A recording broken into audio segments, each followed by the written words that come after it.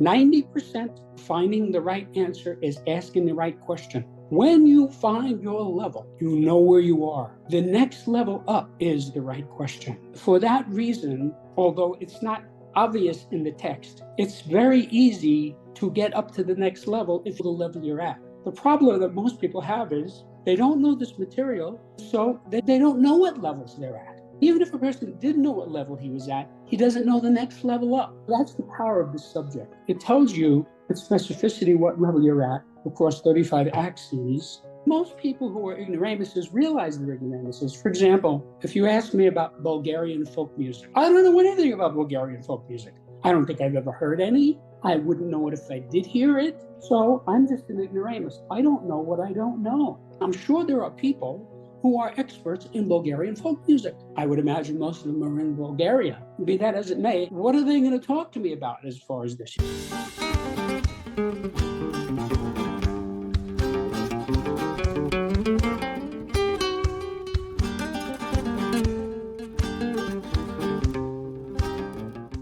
Welcome to another insightful exploration into the intricate journey of human development. A journey marked by 7 distinct levels, each offering its unique challenges and rewards. And I have the honor of delving into the wisdom encapsulated in the book Septemics, authored by a remarkable individual who has dedicated his expertise to unraveling the phenomenon of human behavior. Jim Marshall unveils a profound understanding of human potential, navigating through the various stages. The scale presented today serves as a roadmap guiding individuals through the complexities of personal and professional growth and offering many valuable insights into what I deem is the psychological, emotional, and skill-based dimensions of each level.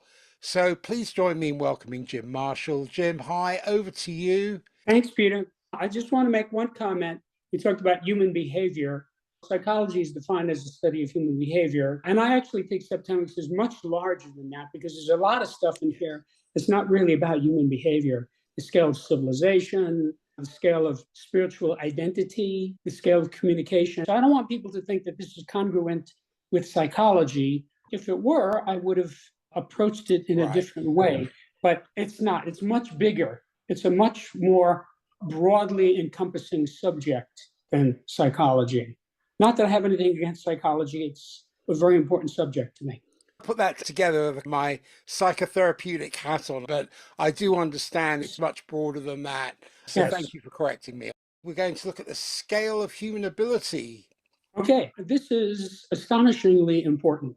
This applies to everybody in very important ways. Obviously, ability is the most important thing. You either can get things done or you can't. And this scale goes into that and breaks it down into 7 levels. And it also, as it says there, aligns with the scale of management, which is the group manifestation of this individual scale. So this is a linear scale, meaning there's no apparent congruence between levels 1 and 7, as is the case in a spiral scale. This is gradual, meaning there's an infinitude of gradations between each of the levels. And it's a general scale, meaning once you find the level, you're done. This isn't really context-driven. Now, one caveat to that sentence is it is conceivable that a person could have several different human abilities. So you might assess that person in a few of them. For example, the famous singer Tony Bennett is obviously a world-famous singer, but late in his life, he took up painting. And he became a pretty good painter. He sells his paintings. So he's obviously at 2 different levels in those 2 different areas. In the scale of human ability, he's near the top. And painting, he's more around the middle. The only caveat I would say about this being general, but this is not context-driven. And normally, in most cases, you don't have that bifurcated analysis. So you look at, for example, Albert Einstein. We all think of him as pretty much the same way. He has 1 level on the scale, and it's genius. He's one of the few people who got to the top of the scale. And that's how people usually use this scale. Now, as far as it aligning with the scale of management, I don't want to go into that too much, but notice it says here on the right, organizational level. Well, organization and management are 2 ways of saying the same thing. If you manage something, you're organizing it, and there's really no way to organize something without managing it. That's what you're doing. Notice that it goes 1 76543-2. So it runs in the opposite direction, and it's also one notch out of sync. This was a real coup for me to figure out how these two fit together, because it's not obvious at all. But the good news is that this is material that I've been working with for many decades, having been an entrepreneur and having had to manage all kinds of things, not only businesses, but various groups. So I knew a lot about management and was able to see how that dovetails with human ability. The key here is that a person is at some level on the scale of human ability. And when you fit him into a management context, you better fit him into the right level, because if you don't, it won't be a good fit. And I'll give you an example. Having been an entrepreneur, I hired many people in my life. So I had this position open and I spoke to this guy who applied for it. And after getting to know him, I realized this guy was overqualified for the job. So I said to him, such ability and skill and track record, et cetera, why would you want this job? He did not answer. He was dumbfounded. And that was the end of it. I never heard from him again. So I could see that he was at too high a level. I was looking for somebody at level 4, a professional, and he was beyond that. He was a virtuoso. So I knew it would not be a good fit. So this causes all kinds of mischief in groups. People very often put somebody into an organizational position who's not at the corresponding level of human ability by nepotism or whatever. For example, the owner of the company brings his son after he gets out of college into the company. The son is an amateur. He hasn't done this. He just got out of college. So he puts him in charge of some division. Person has no business being in charge of a division of anything because he's an amateur. Now, the smart father would say, I'm going to have you start in the mail room and work your way up. And as you get each level, I'll move you ahead. That is what typically happens in the military, where they bring you in as a lieutenant if you're an officer, and then as you prove your skill, they tend to move you up. So that's a big mistake that people in management make. Now, when I say people in management, that includes everybody. I don't know of anybody who's not involved in management, because even if you're retired, you still have to manage your home. You still have to manage your family. That could be very complicated and difficult and challenging.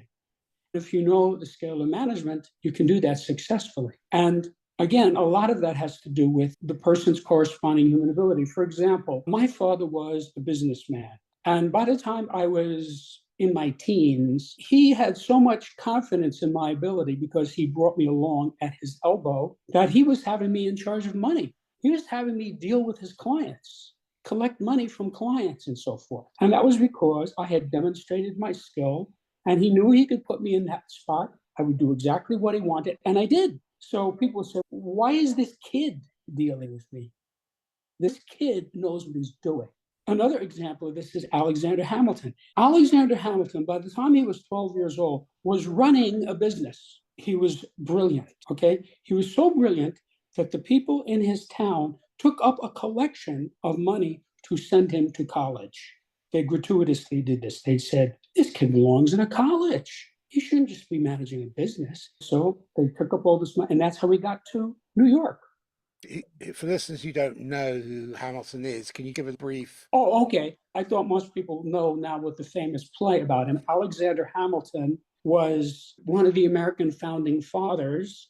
When they talk about the founding fathers, is what they call the Big Six, the six most important founding fathers, and he's one of the Big Six. And he was at Washington's elbow for the entire Revolutionary War. Washington would not let him go away, even though he was only 22 when he became a colonel. He was so brilliant, Washington needed him. Hamilton wanted to fight. He said, put me in command. And Washington said, no, you're not going anywhere. I need you right here. And eventually he was the first Secretary of the Treasury of the United States in the Washington administration. Beyond something most people don't know about him, he created most of the actual federal government, going beyond what his title was. They had no government. It had to be created. It was he who did that. So he was a very brilliant and important person who was murdered at the age of 51, probably would have become president at some time if that had not happened. Anyway, it's a very long and interesting story. He's a very unusual and compelling person. And everybody who knows about him just marvels at the spectacular natural ability that he showed throughout his life, where he excelled at everything he did and accomplished great things and was highly regarded by George Washington and many other people in his day. Of course, Washington was old enough to be his father. And in a sense, because Washington had no natural children, Hamilton was, in a way, Washington's son. He filled that in Washington's life. That's who Alexander Hamilton is.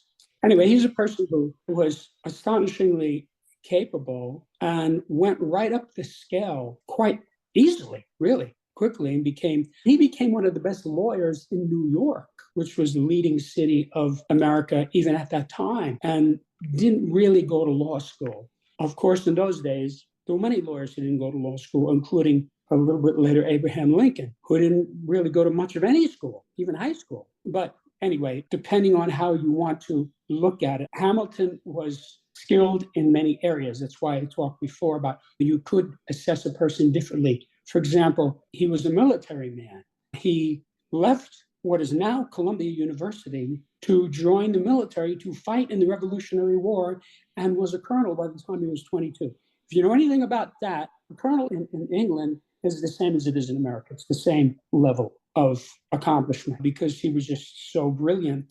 He was just a natural leader. And by the way, on the subject of his being a natural leader, he's discussed in the first chapter of the book and described as being at level 2, which is leader. There aren't too many people at that level. Well, Lincoln was another one. Alexander the Great was the most obvious natural leader in history. Anyway, let's go back to the scale. I think I covered that enough. And I got a chance to get into this a little bit. So notice you have the 7 types. And then how do you handle that type?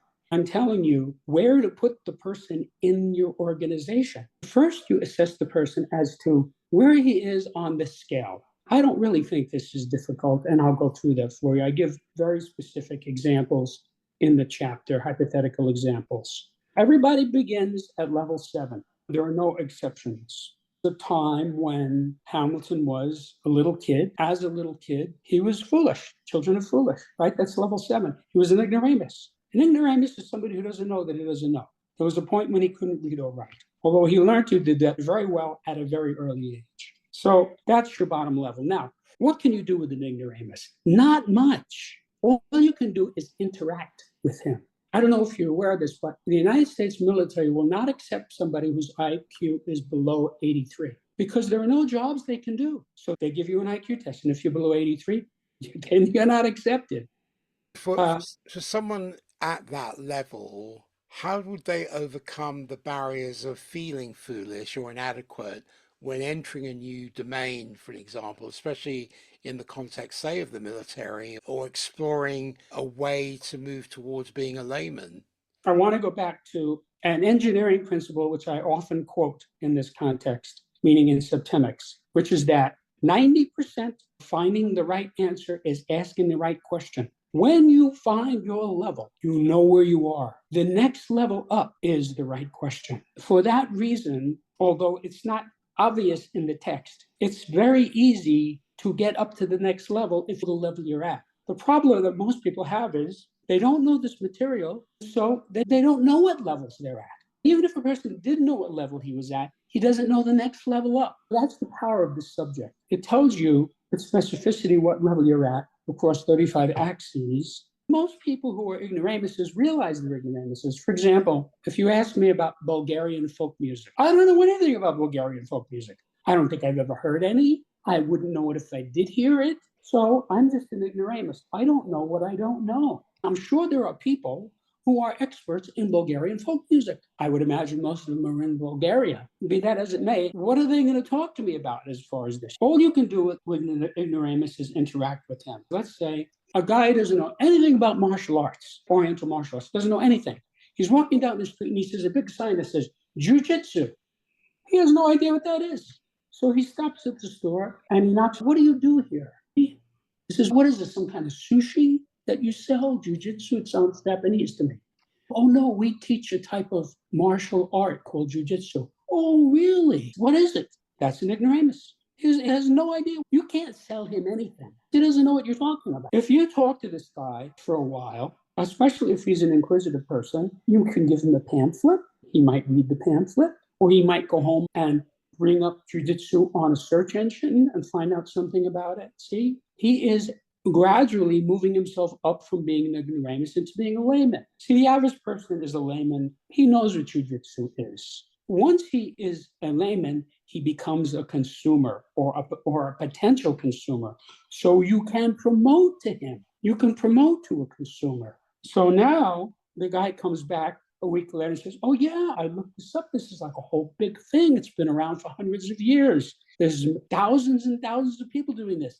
Yes. Would you like to buy an introductory course? You can promote him because he's a layman now. So the layman is a consumer. Sometimes this doesn't happen with men so much, but it happens more with women. I'll say to a woman, oh, you got a new car. What is it? She says it's a blue one. I'll say, what I mean is, what make is it? I don't know. What kind of an engine does it have? I don't know. See, the person can go in and buy a car, but you can promote them. You can say to them, you can get this car over here for less, or I can sell you a better car, or you should get one with a bigger engine. You can promote him, but the person is just a consumer.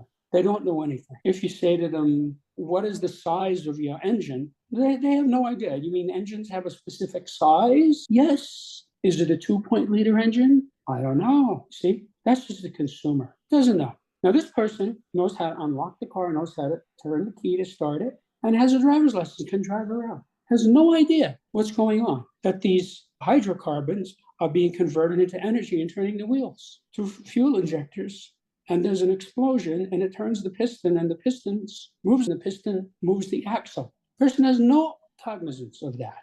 That's a layman. This is like somebody who goes to a baseball game. He doesn't know who Ted Williams is. He doesn't know who Connie Mack is. These are Hall of Fame baseball people. He's just a layman. I had a sister who actually went to a baseball game, which was a no-hitter. For those of you who don't know baseball, occasionally a pitcher will be so effective that he will go through the entire game and nobody on the opposing team will be able to get a hit.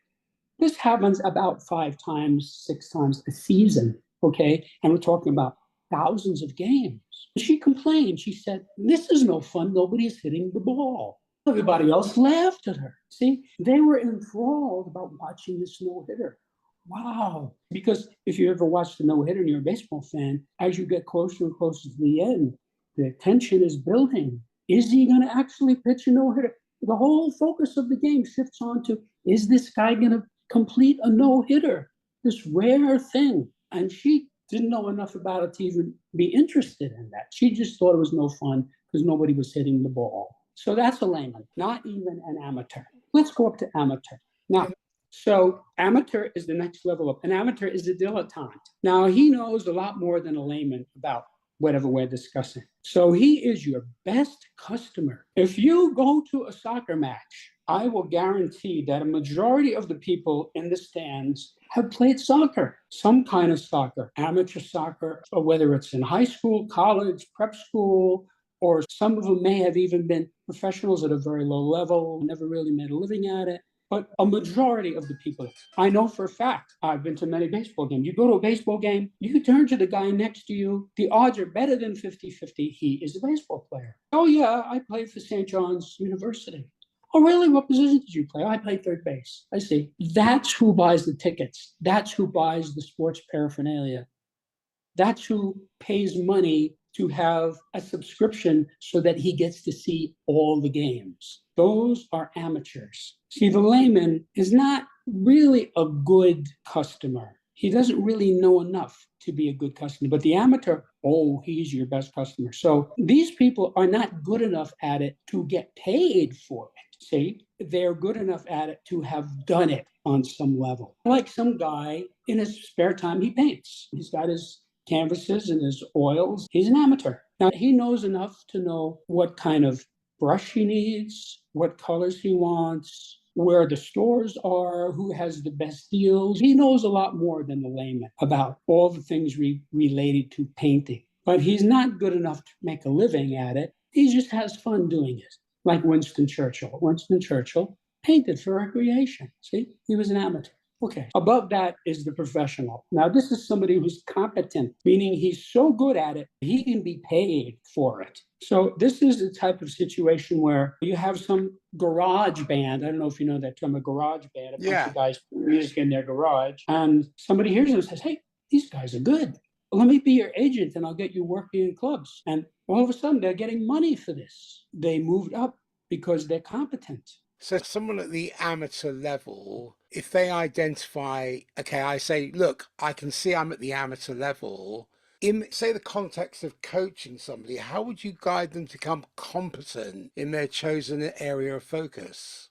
Anytime you're coaching anybody, you're trying to get them to become competent at it. I've done an enormous amount of coaching and teaching and tutoring, and I'm always moving the person to trying to get them to a higher level on this. Depending on the context, sometimes it takes years. A lot of that has to do with the person. Taught a lot of music. There are guys, I'll say, now you need to do this exercise, okay, every day. And he'll come back, he actually did it. And the next week there is a noticeable improvement. Wow, you sound much better. Yeah, I've been doing it every day, just like you said. So as far as coaching or teaching, that's your job, is to move the person up this. There's a cliche that there is a point at which the student exceeds the level of the teacher. And the teacher is very happy about that. And having done a lifetime of teaching and tutoring, the tutor is, in a sense, trying to make himself obsolete.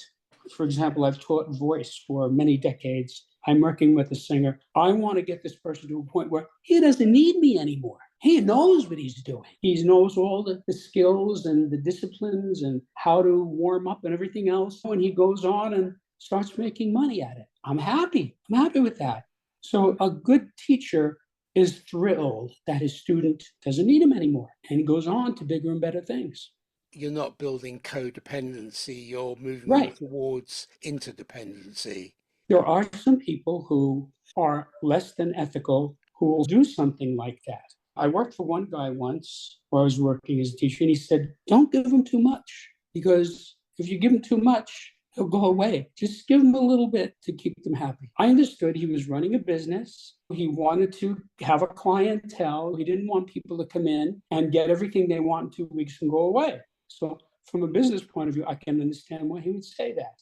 But is that ethical? Let me put it this way. From a managerial point of view, I think you could say it's ethical because he's protecting his business. From a teaching point of view, I think you would say it's unethical. But to tell you the truth, that is a problem that doesn't happen very much, because the problem with teaching is not that the person is going to get it too fast. It's that he's going to get it too slowly. That's 99% of the cases. You're trying to get this guy to get this thing, see? And sometimes I'll spend a whole day trying to teach a person one skill.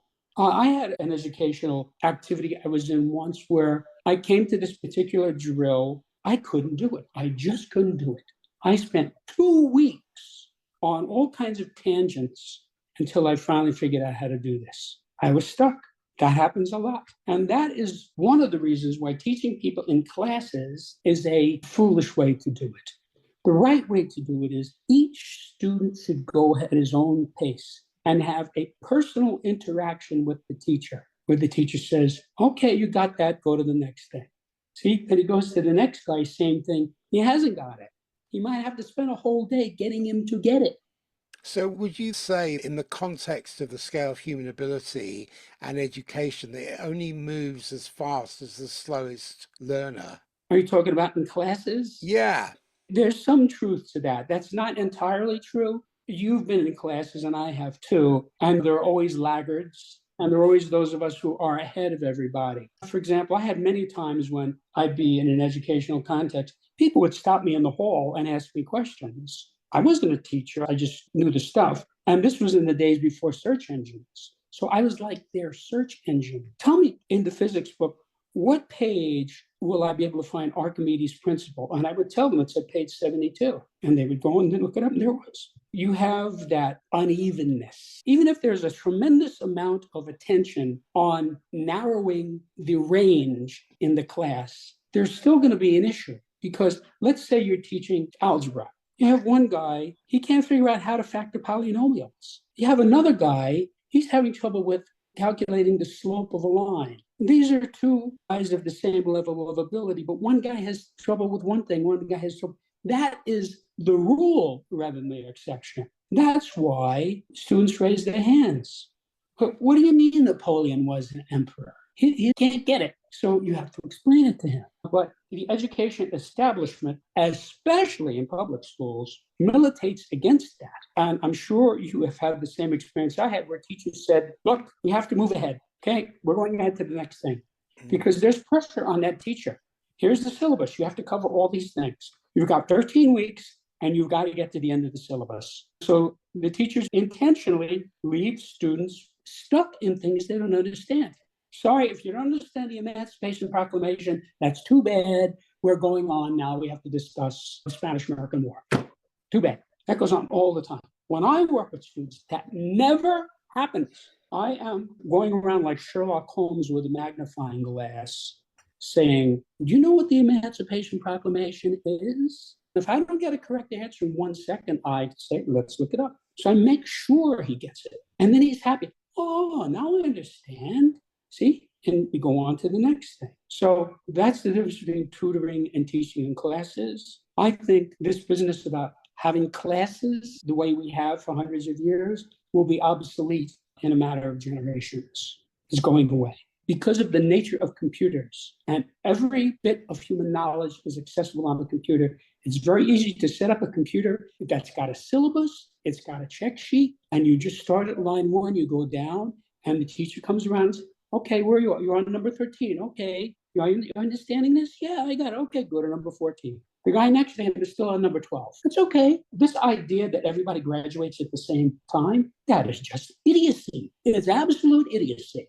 The way to do it is, this guy has completed the syllabus. He's passed the examination. It's 2:00 on Tuesday afternoon. He graduates. Congratulations, you graduated algebra. See, the other 32 kids in this group haven't graduated. He now can go on to geometry. That's the right way to do it, but that is not what the scale is about. So you get up to competent professional, right? You have to be competent to be a professional. So the right way to handle somebody is you screen him, you put him in a job, and you leave him alone. You know why you leave him alone? Because he's competent. If a little tiny thing comes up, you can mention it. If you do this, you can get this done a little faster. Oh, okay. See, and he does it. But the wrong way to do it, that you see all the time, is micromanaging, looking over the guy's shoulder. That is wrong. If you have to look over the guy's shoulder, he has no business being in that job. So you put somebody in a position and you let him do his job. Now, I've hired many people and I've fired quite a few too. I've had guys seem to be okay, seem to have the skills, seem to have the right attitude. And then I hear from the coworkers, this guy, he's just not cutting it. And I say, sorry, I have to let you go. Those people have a variety of negative responses. But anyway, they're just not cutting it. That's the way to handle the profession. Put them in the job and you leave them alone. I would imagine there are emotional dynamics involved in the progression from being an amateur to achieving competence. Are there any specific strategies for managing self-doubt during that transformation? Because I'm thinking about mental resilience and the emotional journey that someone may undergo during this transition. Of course, that's a psychological issue. And if the guy goes to his therapist, that's going to come up. I have a lot of anxiety. I might not be doing this as well as I should. But there are all kinds of cliches about this, about persisting, about being honest with yourself, about what you're doing and how you're doing it, and then addressing that. So this is a fairly well-known area, and it's going to happen to some people. But again, that's not really what this scale is about. It's a psychological issue. So then the next thing above competent is expert. Now, you do not want an expert in the position of being simply a professional. It's not a good fit. He's not going to be happy. You want to put him in a managerial position. You get him to refine the product. So you go into a corporation to have a bunch of designers, and they have head of design. The head of design comes around and says, okay, do this. No, don't use that color. Use this color. He goes around, he has 15 people, and he keeps them going. See, he is an expert. An expert is a master at something. For example, if you have a star athlete, he's usually an expert at that thing. For example, Sugar Ray Robinson was probably the greatest boxer who ever lived. He was a world champion in 2 different weight categories. There were no holes in his ability. There was nothing you could do. He had everything. He had speed, he had footwork, he had power. It was all there, which is why he's the greatest. So he was a master at that. So when you have somebody who is a champion at something, he's an expert. He's not simply competent. You have to have quality control. You have to, in any organization. There has to be somebody there to, let's say you're making shoes. Now it's done by machines, but you can have a guy, he knows everything there is to know about making shoes. And he can come by and say, you're not quite doing this right. If you do it like this, it'll look a little better. Oh, okay. You have to be an expert to do that. So that's the coach. If you go to a football team or a baseball team, the guy who's the coach, in baseball they call him the manager, he is an expert. He can look at it and see exactly what's going on, who's doing what, and he knows how to refine it. Like you'll have the manager run out and show the second baseman, here's how you swipe the ball after you catch it. Like this, not like that. Oh, I see. See, it makes him a little better. It's refining the product. And that's what goes on. That's why, for example, in a Major League Baseball team, they have a manager who's like the captain of the ship, but then there's a hitting coach, there's a catcher's coach, there's a pitching coach, there's a fielding coach. You have all these experts who know this specific little area very well, and they're there to help the professionals get better. So the pitching coach, he stands there and he watches the pitchers. And he says, if you bend your back a little bit more, that pitch will come down into the strike zone. Really? And the guy tries it, he bends his back. Oh, yeah, now he's getting it down. He's an expert. So he can know that little tiny thing and see how to refine the product. And the people who are competent, they're not at that level. They're just doing the thing. They're not experts yet. Now, after expert, you get to virtuoso. Now, this is a word that comes from music. We talk about a virtuoso musician, and I have artists next to it. The reason I have artists next to it is by the time a person becomes a virtuoso, he is so good at what he does that it takes on an artistic quality. For example, my father's father was a restaurateur, and he was the chief chef. He was like a world-class chef. This was in the days before anybody got the idea of putting somebody on TV who was a chef. TV was still cowboys and Indians on TV back then. I would watch him cook. It was like watching Eric Clapton play the guitar. It was like watching Nureyev dance. It was more fun to watch him cook the meal than to eat it. And the meal was exquisite. But I remember just sitting here and watching him, and you could see he knew exactly what he was doing. He didn't have any cookbooks anywhere around. He could have written the cookbooks. See? He just knew this is the right amount. And I would watch him do these things that I never saw anybody else do in cooking. He would turn up the gas high, he would turn up the gas low, he would take the meat and stick it in the flame, all kinds of things. This was a virtuoso. So the virtuoso has a distinctive style. Yes, he has a distinctive style. But more importantly, it takes on an artistic level, whether or not you are in an artistic area. For example, Eddie Van Halen was clearly a virtuoso guitarist. I don't think anybody in the music world disagrees with that. If you go over into physics and you watch somebody in physics who really knows his stuff, it starts to take on an artistic element. For example, Dr. Brian Greene, who I often listen to because I'm still a lover of physics, he will come out and teach. He'll explain. This is the theory of relativity, and he has a way of explaining it in such a beautiful, clear way. It's fun. It's like watching Sonia Henney ice skating. It's beyond merely an expert. And so it's artistic, even though he's not in an artistic frame of reference. And that's one of the ways to spot a virtuoso. You watch the guy do it and you say, wow, this is like watching Monet paint, even though he might be an engineer, see? Or there are auto mechanics. I've known some auto mechanics who are so good at it. It's like watching Monet paint, watching these guys. Had a guy once, I pulled my car in and he said, why are you here? And I told him. And he just listened to the engine run and he told me exactly what was wrong with it. just from listening to the engine. I never heard of that before. Who does that? This guy, he was like the boss of the whole place. And he could tell just by listening to the car what was wrong with it. That gets into an artistic sphere. It can happen in any frame of reference. Now, above the virtuoso is the genius. The genius is unique. There are very few geniuses. Nobody can replace Einstein. Nobody can replace Shakespeare. Nobody can replace Babe Ruth. Those people are one of a kind. When you get to a genius, there is your uniqueness. Now, this person is beyond the virtuoso. Now, when you have a virtuoso, you market him. Eddie Van Halen, he just got an average bass player. His brother was a pretty good drummer. He found somebody to be the front man, and he went out, and the rest is history. Jimi Hendrix was an unknown guitarist bouncing around Greenwich Village as a sideman until somebody came and said, wow, this guy could be the next big thing. Took him over to England, got an English bassist drummer, and the rest is history. If you've ever seen Jimi Hendrix play, Jimi Hendrix was unique. I saw him live 3 times. Nobody can replace him. It's like Jeff Beck. Who can play like Jeff Beck? Are they great guitarists? Yes. I'm not even saying Jeff is the greatest guitarist in the world, because Al Di Meola is unbelievable.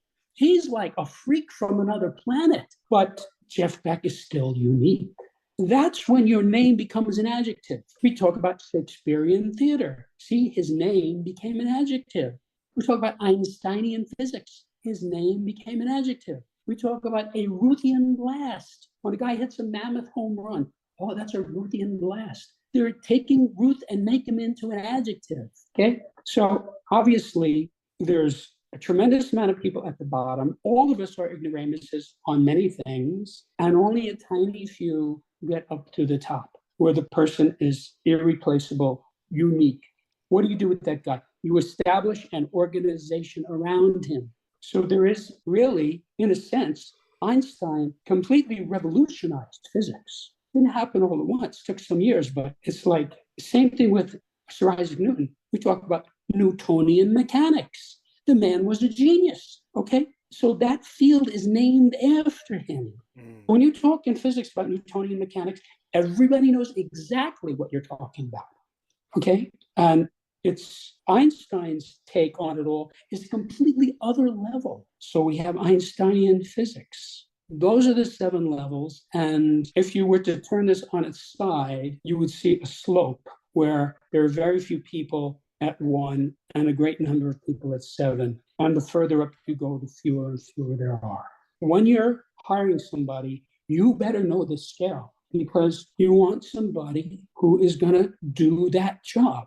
You're looking for somebody to do your word processing. Oh, I can do 100 words a minute. Okay, good. You got the job. See? But obviously, that's not the only factor. There are always multiple factors. But you have to pay attention to all the things that go into being competent if you're going to hire somebody. For example, Jeff Beck was kicked out of the Yardbirds, big time band in the 60s. They kicked him out. And I have to say, having lionized Jeff Beck and being in awe of his ability, there is definitely something wrong with him personality-wise. You would have to try to assess him, but he definitely is not somebody who gets along easily with people. That's something you have to look at. Is this person somebody who's going to disrupt our organization by being a pain in the ass to all the other people? So you have to look at that.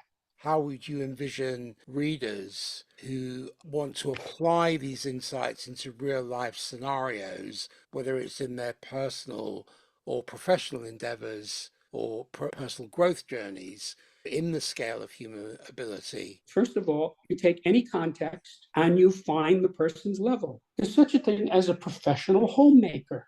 This is a somewhat obsolete term because feminism has made it shameful to be a homemaker. But my mother was a professional homemaker. In fact, she was beyond that. She was an expert.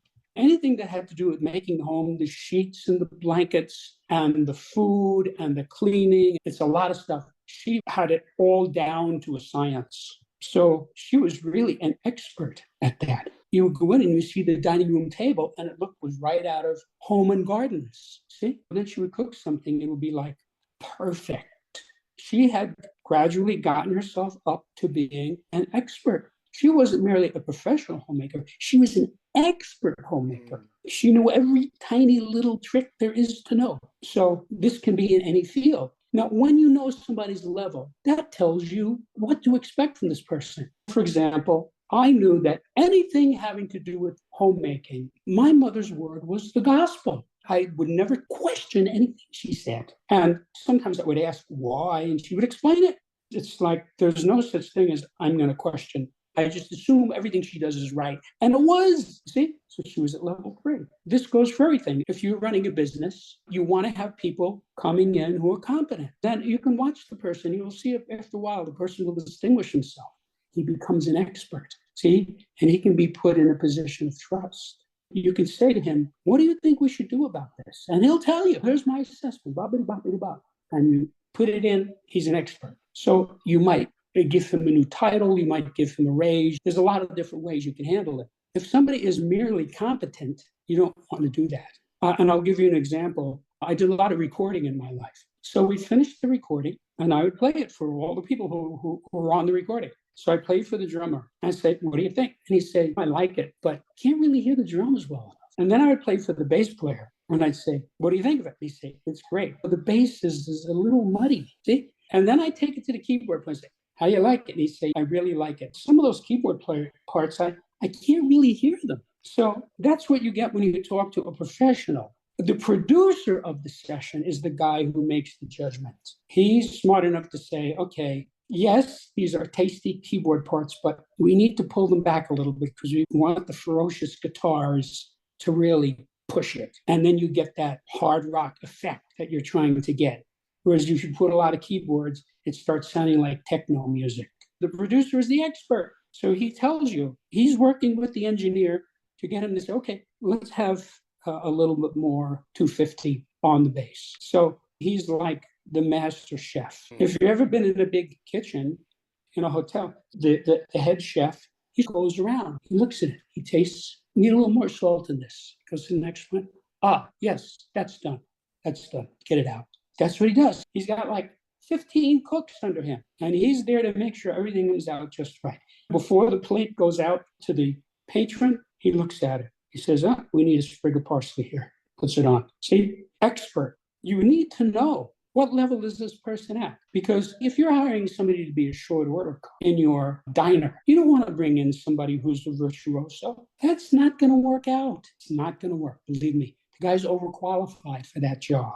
I have a client like that. His client is utterly brilliant in his field. And he actually has applied for jobs where they told him, you're overqualified for this job. That job, upside down, inside out, backwards, and blindfolded, better than anybody they have. But they don't want him because they can see he's way above. He should be in charge of the whole thing. But that's not what they're hiring. That's why the human ability is an individual scale. The management is a group scale, and they dovetail and interlock. So if you're managing anything, I don't care if you're a manager of a Cub Scout group, you need to have all these elements. Because if you don't have the 7 elements that are in the scale of management, you're going to have trouble. You have a hole in your organization. It's just like a mariner, right? Captain of the ship. His mind is like an encyclopedia on navigating. He knows every little thing. He walks around the ship and he says, wait a minute, why is this rope slack? Tighten up that rope. See, he knows that's his job. He's not there to do all those jobs. He's there to make all the other people do their jobs.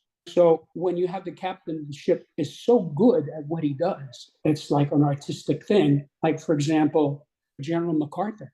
MacArthur, he was so brilliant. He ranked #1 at West Point. Not an easy thing to do. It's a highly selective student body. He was so smart, he was a virtuoso at what he did. That's why he had some trouble, because he knew so much more than the people in the government, the senators, the president, etc. So much more that was ridiculous. He knew what to do. And President Truman wound up removing him because of these conflicts. Because MacArthur, he knew what he was doing. And Truman didn't. Truman was a captain when he fought in World War I. MacArthur was eventually a 5-star general. That's way up. That's 8 levels above. That's why he was the supreme commander of the entire Pacific in World War II, because he was brilliant. He was a virtuoso at what he did. Very few people could replace him. So you have to put the person in the right spot and get him to fit in the way he would fit. So if you take somebody who's a genius and you build an organization around him, you get success. How about Steve Jobs, right? Founder of Apple. Nobody could replace Steve Jobs. He had some knowledge, some insight, some vision of the future in many different ways. There's all kinds of stories about him. Who's going to replace him? Who's going to replace Elon Musk? Nobody. And I'm sure it's only a matter of time before we start hearing the word Muskian. I wouldn't be surprised.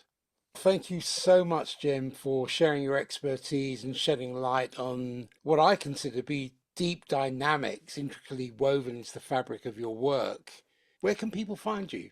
I live in Arizona, but I invite your viewers to my website, which is septemics.com, Septemics, where you can read what many readers have said, what the journalists have written. You can read reviews. You can read sections of the book itself. You can listen to a pre-recorded introduction to Septemics for a new person, which will explain this new subject to you concisely in about 15 minutes. Beautiful. Thank you, Jim. Thanks, Peter. It was a pleasure. I'll see you next week. Peter, you're such a great guy. There's a little part of me that feels bad because I'm never going to meet you.